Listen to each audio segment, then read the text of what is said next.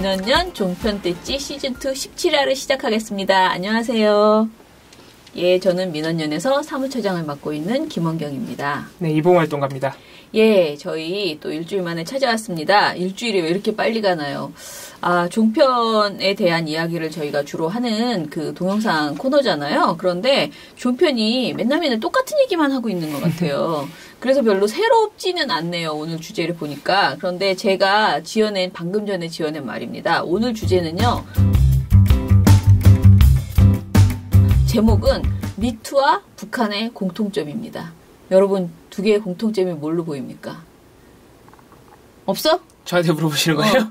예, 종편이 뭐 하루 종일 이것만 하고 있다. 이 두 개만. 그렇게 이미 답을 다 아는 것처럼 하면 어떡해? 예. 응? 예. 자, 아무튼 이 미투와 북한 전혀 상관없는 이 두 내용이요. 거의 종편의 그 주 메뉴인가 봅니다. 아주 열심히 이 두 개를 가지고 떠들고 있습니다.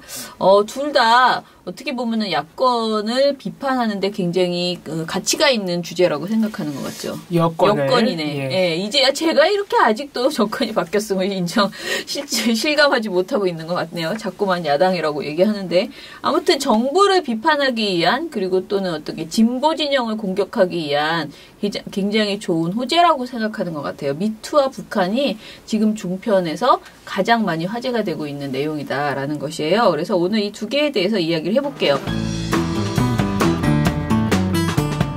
먼저 얼마나 많이 종편이 이 내용들을 한마디로 이제 울거먹고 있는지 그런 통계를 좀 보죠. 네, 오늘의 또 사실 부제가 있는데 네. 저희가 오늘 대략적으로 종편이 이 미투와 북한을 얼마만큼의 분량으로 네. 비중으로 다루고 있느냐 좀 말씀을 드리고 그런 와중에 채널A가 오늘 부제가 사실 가재는 개편이라고. 아, 그런 거예요? 채널A가 어떤 방식으로 조선일보의 편을 들고 있는지 그것도 살짝 사례를 소개해 드릴 텐데 네. 말씀하신 대로 최근에 종편 시사 프로그램이 어떤 주제들을 다루고 있느냐를 네. 한번 보겠습니다. 사실 최근이라고 보기엔 좀 그렇고 2월 말부터 지금까지 그러니까 3월 초까지 이어지고 있는 추세입니다. 그래서 최근 맞네. 네, 최근 맞죠. 2월 말부터니까 그래도 한 열흘 지났죠. 네. 그래서 저희가 일단 보니까 오늘 제목대로 미투와 북한만 다루고 있다. 네. 대략 2월 25일을 기점으로 네. 미투와 북한만 다루고 있다. 근데 이 부분이 조금 이해할 만은 합니다. 왜냐면은 2월 25일 날 김영철 통전부장이 방남을 했죠. 네. 그리고 27일 날 돌아갔어요. 그러면서 이제 남북 관계에 대한 여러 가지 분석과 시각들이 나왔기 때문에 북한이 굉장히 큰 이슈긴 했습니다. 네. 그리고 동시에 이 시기에 미투 관련 폭로들이 이어지고 있죠. 네. 이어졌죠. 그렇기 때문에 두 개가 큰 이슈인 건 이해하겠는데 과연 시사 보도 프로그램이라는 타이틀을 달고 나오는 이 프로그램들이 그렇다고 해서 이 두 개만 다루는 건 과연 우리가 어떻게 납득해야 되느냐. 네. 일단 그 점이 하나 있습니다. 그래서 그리고 미투와 북한만 다룬다면 그 둘의 비중은 어떻느냐. 그것도 중요하잖아요. 그러네. 여기서 더 큰 문제가 생기는데 사실 미투는 거의 양념에 가깝고 북한만 주구장창 1시간 넘게 다루고 있다. 이렇게 보시면 되겠습니다. 그래서 뭐 몇 가지 말씀드리면은 일단 특히 채널A가 어떻게 하고 있는지 저희가 좀 자세히 살펴봤는데 2월 26일과 2월 27일 이틀 동안 두 개의 프로그램을 한번 살펴봤습니다. 하나는 신문 이야기 돌직구쇼 플러스 하나는 정치 데스크입니다. 똑같습니다. 정말 주제의 비중 그리고 미투와 북한 두 개만 한다는 점 그러네. 북한 이슈만 너무 크다는 점 그리고 그 북한 이슈를 너무 많이 다루는 와중에 유독 자유한국당의 입장을 주구장창 대변한다는 점까지 완전히 똑같은 방송이 이어지고 있다. 그래서 뭐 보시면은 이거를 이제 표로 보시는 게 가장 편한데, 2월 26일 날 신문 이야기 돌직구쇼 보면은, 이날 대략 한, 8개 정도의 꼭지로 방송이 구성됐습니다. 그런데 그 중에, 3꼭지 정도. 네. 3꼭지도 아니에요. 한 꼭지는 그 안태근 전 검사장이 동부지검에 출석하는 현장을 생중계한 거니까, 한 8꼭지 중에서 한 2꼭지 정도만 빼고, 나머지 6꼭지가 전부 북한 이슈입니다. 네. 그러네. 그렇죠. 6대2죠, 이렇게 되면. 네.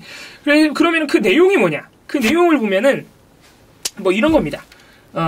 폐막식 때 북한의 하키 장비를 반납하라고 요구해서, 남북 선수들이 서먹해졌다. 그래서 따로 입장했다. 회식 때는 저렇게 이 북한 선수들이 먼저 들어오고 한국 선수들이 뒤에 들어오고 여자 아이스하키 단일팀 북한 선수에게 지급됐던 경기용 장비 대부분이 미국하고 캐나다산이었기 때문에 유엔 제재 대상입니다. 그래서 북측에 반납해달라 이렇게 얘기한 걸 혹시 오해가 좀 있지 않았을까라고 분석을 하고 있습니다. 이거 오보예요.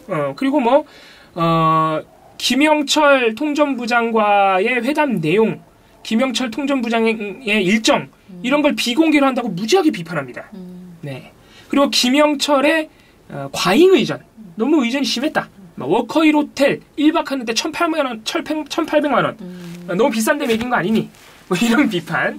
김영철 통일전선 부장 어제 만나긴 만났는데 어디서 어떻게 만났는지 사진조차 공개가 되지 않았습니다. 지금 천안함 폭침의 주범으로 인식되고 있는 김영철 통전부장이 한국을 방문한다는 사실 가지고도 굉장히 많은 정치적 논란이 있었고, 특히 천안함 유족들 같은 경우 굉장히 피해 사무치는 지금 분노를 표출하고 있는데, 불러드릴 때는 공식적이고 공개적으로 불러드려 놓고 들어와 보니까 여론이 잠잠할 줄 알았더니 여론이 거세니까 사실상 김영철 만나는 것을 비밀리에 극비로 만나는 것 자체는 제가 볼 때 일관성이 없다고 생각합니다. 이런 비판이 줄을 이룹니다. 그러다가 중간중간에 이것도 재밌는데 이방카 상임 고문도 이 기간에 이제 귀국을 했는데 왔다가 그것도 한국지시 꼭 전해요. 그러면서 이방카가 얼마나 뽀로로를 좋아하는지, 정확하게는 이방카의 아이들이지만 아무튼 그런 것도 양념처럼 들어갑니다. 이게 2월 26일 같은 날 정치 데스크도 똑같습니다. 이 방송 역시 8개 정도의 꼭지로 보도와 대담이 구성되는데 미투가 딱 한 꼭지고 나머지 7꼭지가 전부 김영철 북한 이슈예요. 네네. 그런데 또 여긴 더 심한 게 미투가 한 꼭지인데 7분밖에 안 돼요. 다루는 시간이. 이 방송이 정치 데스크는 방송 시간이 한 70분 됩니다. 나머지 63분은 주구장창 북한만 했다는 얘기입니다. 이걸 시청자가 어떻게 납득해야 되냐는 말이죠. 더 심한 거는 이 방송 같은 경우에는 그러면은 여야의 입장이 있을 텐데 네. 얼마나 여당 입장도 함께 실어주느냐 이런 거를 보면은 여당 입장은 다루질 않습니다. 그러니까 야당 입장만 주구장창 다루고 있다는 겁니다. 2월 27일에도 똑같습니다. 이 방송의 양상이 완전히 똑같아요. 내용도 똑같고 보면은 한 8개 정도의 꼭지 중에서 한 3개 정도만 미투고 또 4개가 북한이고 그리고 하나는 이제 박근혜 전 대통령 구형량 이런 겁니다. 역시나 북한 이슈가 가장 많이 다뤄졌죠. 하나가 좀 다른 이슈가 들어가긴 했네요. 네. 이때도 내용은 아까 말씀드린 거랑 똑같습니다. 김영철 방남 비공개 왜 안 하냐는 비판, 의전이 과하다는 비판. 내용이 너무 똑같아요. 역시 2월 27일 정치 데스크 역시 대담 주제가 이때는 한 10개 정도 됩니다. 10개 정도 되는데 역시 이때도 북한 관련 이슈가 8개. 8개고 다른 이슈가 한 4개 됩니다. 4개 되는데 미투는 그 중에 하나고요. 미투가 하나인데 좀 오래 다루긴 했습니다. 한 17분 정도. 17분 정도 다루긴 했지만 역시나 한 40분에서 50분 사이 정도가 북한 이슈에 다뤄졌다. 그 와중에 또 여당의 입장은 단 2분에 불과했다. 50분 중에 2분 하면은 나머지 한 40분 넘게는 전부 야당 입장이었다는 겁니다. 그러니까 지금 사실은 그 종편의 보도 행태가 보면 그냥 딱 예전이랑 달라진 게 하나도 없어요. 그러니까 여야만 바뀌었을 뿐이지 예전에는 맨날 야당을 비판하기 위해서 종북몰이를 했죠. 그다음에 야당과 관련된 여러 가지 비판 그냥 할 것 없어도 아무거나 가져다 하고 그다음에 남은 시간은 대부분 선정적인 내용으로 이제 채워졌었거든요. 근데 지금 이 방송 내용을 보면은 대부분이 이제 그 북한 이야기를 하면서 정부를 비판하는 거죠. 이제는 정부가 됐으니까 정부를 막 비판하고 나머지 시간에는 대부분 약간 선정적인 흥미 위주의 내용을 다루는데 어머나 미투 운동이 됐는데 또 거기에서 그러니까 언급하는 내용도 대부분이 진보 진영 관련된 그 미투 운동 내용들을 또 많이 언급하거든요. 그래서 흥미와 그러니까 2마리 토끼를 다 잡을 수 있어요. 지금 종편에서는. 그래서 이 주제를 가지고 노상하고 있는 거고. 이 2개만 그래서 하는 거예요? 예. 보면은 다른 내용이 별로 없어요. 거의 없어요. 거의. 예. 다른 내용이 없다는 게 정말 충격적이고 제가 보니까 딱 하나 이 채널A 정치 데스크에서 최초 공개 일본군의 만행 요런 거 하나 했는데 2분을 했어요. 예. 그러니까 뭐야 이게 이 사람들 진짜 정신이 나갔나. 그러니까 그날에 다뤄야 되는 시사 토크쇼에서 다뤄야 되는 주제가 과연 북한밖에 없었을까. 그것도 북한도 내용도 무슨 제대로 된 내용도 아니에요. 정부 비판. 그런 내용만 하고 그러고는 이런 일본군 완행 2분하고 그러고 끝나버린 이런 식으로 지금 되고 있는 거예요. 자, 그럼 이렇게 방송이 이쪽으로 이렇게 과열돼 있어요. 그러면 방송의 내용이 적절한가? 이제 일단 양만 우리가 얘기를 한 거고요. 내용에 대해서도 지적을 해야 되는데 저희가 워낙 문제점이 많기 때문에 제가 미리 이제 봉우 씨하고 상의를 한 거는 센 것만 하자. 예, 여기서는 딱 한 숟가락만 먹여드리는 그런 방송이기 때문에 각각에서 가장 센 것 내용만 가장 먼저 얘기를 해보자. 그래서 북한 관련된 이야기부터 해볼게요. 북한 관련된 보도가 정말 많았는데 그 중에서 가장 우리가 보기에 황당하고 문제적이라고 생각하는 거요. 짚어보죠. 그래서 김영철 방남 일정을 비공개했다던가 회담 내용을 비공개한 문제를 비판하는 거 다 알겠다 이거예요. 오케이. 어느 정도 이해해주자.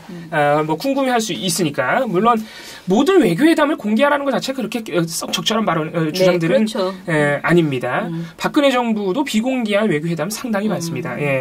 그런 식으로 그래도 이해를 한번 해줄 수 있고 재밌는 내용이 너무 많아요. 예를 들어서 스위트룸 1박 가격이 1,800만 원인데 왜 거기서 묵겠느냐. 1박의 워커힐 애쉬홀 여기에 1,800만 원이 1박 2일로 들어가는 거예요.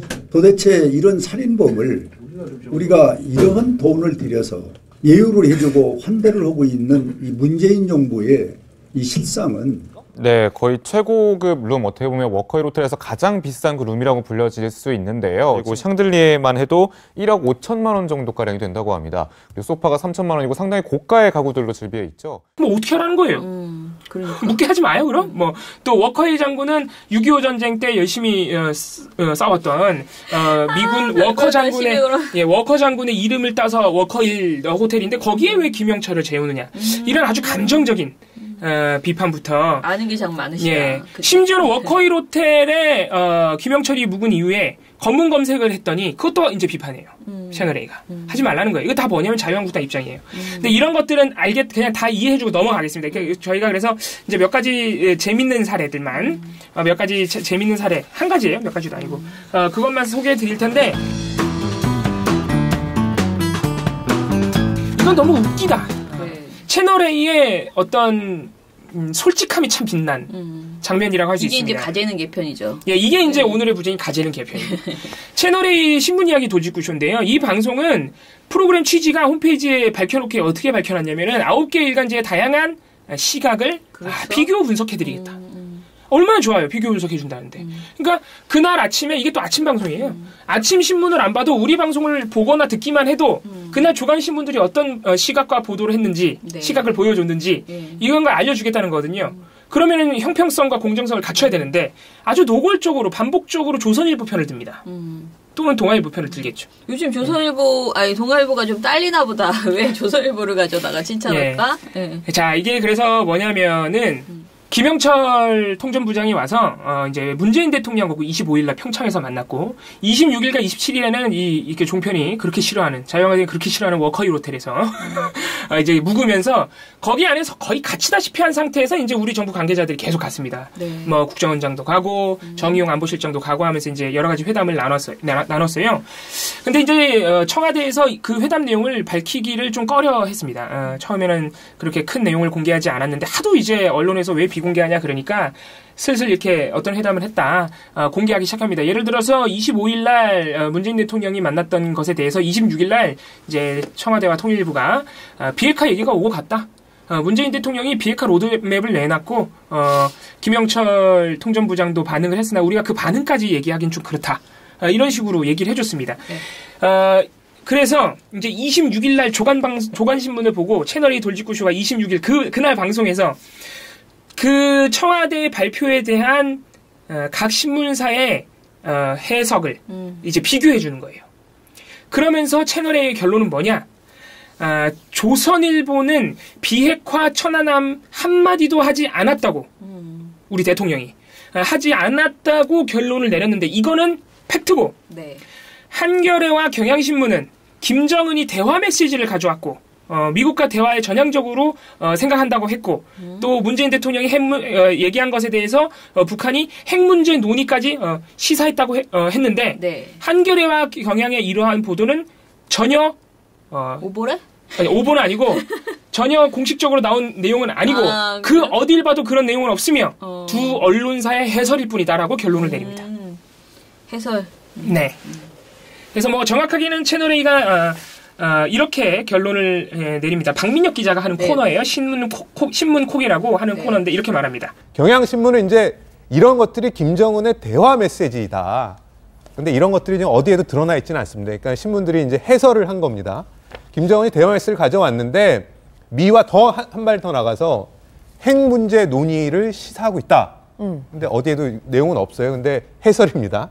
반복적으로 이렇게 강조를 합니다. 우리가 많이 하던 얘기인데, 그지? 네. 어디에도 없다 이런 얘기. 네. 네, 그랬군요. 그리고 뭐 그런데 재밌는 것이 이러한 신문사들의 해설이고 조선일보는 정부가 내놓은 보도자료 그대로 보도했기 때문에 아무 해설도 안 하고 사실이다라고 해놓고 이 채널의 박민혁 기자도 끊임없이 해설을 해요. 예를 들어서 한겨레 같은 경우에 신문 제목이 뭐냐면은 미국과 대화 전향적 변화 탐색적 대화길 열렸다라는 제목을 뽑았어요. 네. 이 제목에 대해서 박민혁 기자가 뭐라고 평가하느냐면 북한에 힘을 실어줬네요라고 합니다. 한겨레 같은 3면에 김영철이 온 것과 관련돼서 그다음에 만난 것에 대해서 문재인 대통령이 북한이 미국과 대화에 전향적인 변화를 보이고 있다라는 북한 쪽에 이제 힘을 좀 실어줬어요. 그러면서 네. 도대체 이거를 어디를 봐서 우리가 북한이 힘을 실어줬다고 생각해야 되는지 잘 모르겠습니다만 그것도 박민혁 기자의 주관적인 해설이에요. 그렇잖아요? 네. 그리고 또 이런 말도 합니다. 조선일보 1면은 평창의 남북 비핵화 천안함 한마디 없었다. 이거는 김의겸 대변인의 브리핑 내용에 아무것도 없었다고 했기 때문에 이렇게 제목을 뽑았고 이 제목을 보고서 오늘 청와대가 비핵화는 얘기 있었다. 그 얘기는 천안함은 얘기 없었다라는 얘기일 수도 있어요. 네. 그 얘기는 천안함 얘기는 없었다는 얘기가 될 수도 있다. 그럴 수도 있고 아닐 수도 있다. 이것도 박민혁 기자 주관적 해설 아니에요. 이런 식으로 우리가 언론 비평을 하거나 사실관계를 바라보잖아요. 그러면 언론은 아무것도 할 수 없습니다. 어떤 보도도 낼 수 없어요. 주구장창 보도자료 받아 쓰는 보도만 해야 돼요. 그렇잖아요. 그러면 오케이. 한겨레 경향을 해설로 치부하는 너네들의 마음을 알겠다. 이해하자는 거예요. 사실관계가 어떻게 되느냐. 이게 이제 같은 사실을 놓고 조선일보는 이제 그런 말이 없었다. 뭐 대화, 특히 비핵화 관련 대화 얘기는 나오지도 않았다라고 결론 내렸고 한겨레 경향은 그게 아니다.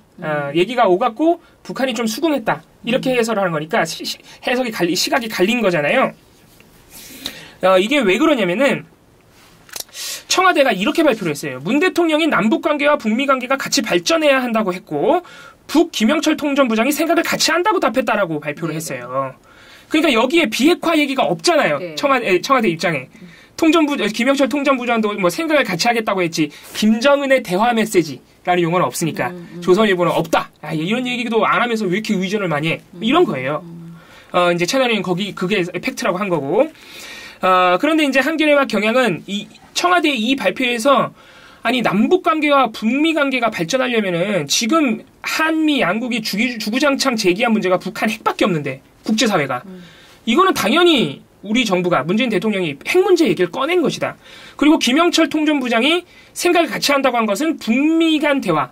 북미 간 대화는 뭘 의미해요? 비핵화 얘기를 빼놓을 수 없잖아요. 그쵸. 그러니까 그 부분에 대해서도 전향적으로 변화를 예고한 것이다. 이렇게 해설을 한 거죠. 맞긴 맞죠, 해설을 한 게. 지금 결과적으로 보면 한겨레 경향의 이 해설은 심지어 틀리지도 않았어요. 그렇죠. 사실이 돼버렸죠. 결과적으로 보면 그렇죠. 예, 지금. 결과적으로 보면 그래요. 그렇기 때문에 딱히 채널A와 조선일보가 할 말이 없다. 그런데 만약에 그리고 솔직히 평소 자기네들이 미국의 전략? 이런 거 얘기할 때 얼마나 카더라를 많이 합니까? 이 얘기가 중요한 겁니다. 네, 정말 자기들의 망상은 끝도 없으면서 남이 조금 이 정황을 이야기하면서 분명히 비핵화가 논의가 나왔을 것이다라고 말하는 걸 가지고 해석이라고 폄훼하는 이런 태도? 이거 되게 웃기는 것 같아요. 예, 그러니까 이게 청와대 그러니까 말씀 잘하셨는데 채널A 그리고 특히 뭐 자유한국당을 자주 대변하는 보수 언론. 이런 쪽에서 저희가 예전에도 많이 말씀드렸지만은 한반도 전쟁론이 너무 많이 나와요. 툭하면 나오는 게 전쟁이잖아요. 네. 그런 것들은 과연 해설이라고 할 수 있느냐. 그러니까. 제가 볼 때 그건 해설 축에도 못 들어갑니다. 아니라고 해도 자기네들이 이렇게 우기면서 맞다고 이렇게 주장하면서. 거의 뭐 공식적 입장이고 뭐고 야 쟤네는 이렇게 거의 이제 채널A TV조선 연합뉴스 TV에 나오는 여러 자칭 대북 전문가들의 입장은 뭐냐면은 야 백악관이 코피 전략 뭐 검토해 본 적 없다 그러지만은 야 그렇지 않아. 공식적 입장을 무시하는 수준이거든요. 그렇죠. 거의 뭐 이건 카더라도 아니야. 관심법이에요. 그렇게 주구장창 쏟아내던 이 종편이 과연 한겨레와 경향의 해설에 대해서 그러니까. 뭐라고 할 자격이 있느냐. 그러면서 조선일보만 팩트라고 이렇게 밀어줄 수 있느냐. 그리고 심지어 이거는 잘못된 해설도 아닌 거죠. 오보도 아니고.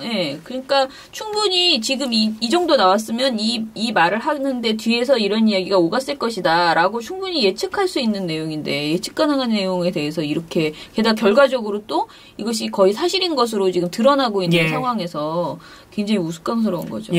그래서 만약에 저는 어제 이제 북한의 굉장히 전향적인 태도가 김정은 위원장의 전향적인 태도가 대북 특사단 방문 결과 나왔기 때문에 이게 뭐 이제 더더욱 경향과 한겨레의 해설이 맞는 셈이 됐지만 어제 그런 결과가 나오지 않았어도 한쪽 신문을 해설로 치부하고 이게 워딩이니까요 방송에서 조선일보는 사실입니다 이런 식으로 비평하는 것 자체가 이게 그렇게 썩 언론사가 가져야 될 자세는 아니라고 보여진다는 거죠. 아무튼 뭐 가재는 개편이라는 것을 입증했습니다.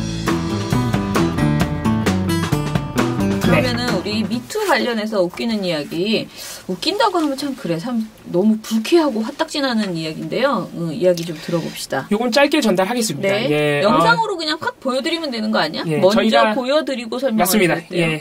먼저 영상 보시고 오겠습니다.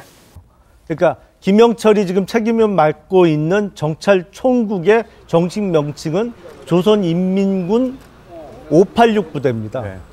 그리고 우리나라의 지금 뭐 청와대를 비롯해서 지금 남북 관계를 주도하고 있는 세력이 과거에 이제 운동권들이 나이가 먹어서 이제 50대 중후반이 된 586이죠. 근데 지금 미투 운동이 한참 벌어지고 있지만 그 사람들이 과거에 내가 한때 주체 사상을 뭐 공부하고 학습하고 신봉했던 거에 대해서 반성한다는 좀 얘기를 한 번이라도 했더라면 이렇게 남북관계에 있어서 많은 국민들이 불안해하시지는 않을 거예요. 그래서 그렇기 때문에 이제 최일화 씨 경우에 그 해당 사건이 다시 수면 위로 올라오는 것을 인지하고 있었기 때문에 고발을 당하기 전에 먼저 고백을 한 것이 아니냐 그런 이야기가 나오고 있다. 아니 실제로 이 성추행을 최일화 씨가 고백을 사실 어떻게 보면 용기 있게 고백을 한 건데 고백이 있었으면 용서가 있어야 되고 뭔가 그래야 되는데 그게 아니라 오히려 성폭행이었다라고 폭행하는 글이 올라왔습니다. 네, 그 한 네티즌이 포털. 2월 26일 채널A 신문이야기 돌직구 쇼 플러스. 제가 아까 방금 말씀드렸던 조선일보는 사실이고 경향 한겨레는 해설이다. 그 방송이에요. 그 방송에서 미투 관련 얘기를 하다가 김용남 전 자유한국당 의원이 미투 운동 한창인데 주사파 반성하라고 요청한 아주 황당한 뭐 말도 안 되는 주장이죠. 이거 뭐 해설할 필요가 없잖아요, 저희가. 뭐 또 하나는 이제 TV조선입니다. TV조선이 보도본부 한라인 2월 26일 방송에서 엉성섭 앵커가 배우 최일화 씨의 성추행 선제 고백을 다루다가 요약하자면은 용기 있게 고백을 했으면 용서가 있어야 되는데 오히려 성폭행이라는 주장이 나왔다라는 어떻게 보면 2차 가해에 해당하는 발언이죠. 네. 그러니까 지금 저 최일화 씨에 대해서는 저런 말들이 있어요. 그러니까 본인이 이게 약한 수준에서 사과를 했는데 그 사과를 그냥 받아주지 뭘 그거를 가지고 이렇게 더 크게 폭로를 하냐. 그러니까 사람들이 이 일 이후에 이제는 먼저 사과하면 안 된다. 납작 차라리 그냥 아무 말도 하지 않는 게 낫다라는 식으로 저는 이런 멘트를 그 라디오나 다른 데서 좀 많이 들었어요. 이렇게 이 일 관련해서 이야기를 하면서. 근데 이렇게까지 고백을 했으면 사과가 있어야 용서가 있어야 되는데 라고 말하는 건 또 처음 들어봤어요. 진짜 난생 처음이에요. 그러니까 그냥 가볍게 사과하고 지나갈 일이라고 안이하게 생각하지 말아라. 주로 이런 식으로 멘트들을 하시더라고요. 많은 사람들이. 그러니까 이 본인은 이 정도로 사과했으면 내가 뭐 좀 잘못한 것 같은데 이렇게 생각할 수 있잖아. 그렇게 생각하고 쉽게 사과를 했겠죠. 내가 뭐 터지기 전에 누구로부터 이제 어떤 공격을 받기 전에 내가 먼저 사과를 해야겠다라고 생각해서 했는데 사실은 그거보다 더 이제 피해자 입장에서는 훨씬 더 큰 일이었기 때문에 당연히 이제 추가 폭로가 이어지게 되는 거죠. 근데 이거에 대해서 이렇게 당연히 사과를 받아줘야 되고 용서를 해줘야 된다라고 말하는 것 자체가 이건 진짜 2차 가해고 이 사람 자체가 폭력인 거죠. 예, 굉장히 심각한 저는 발언입니다. 방송 뉴스 또는 이런 시사 보도 프로그램에서 앵커가 가해자에 대한 용서를 말하는 거를 정말 처음 봤어요. 예, 이런 경우는 아마 이거는 거의 방송 사고급인데 사실은. 그러니까. 예. 예.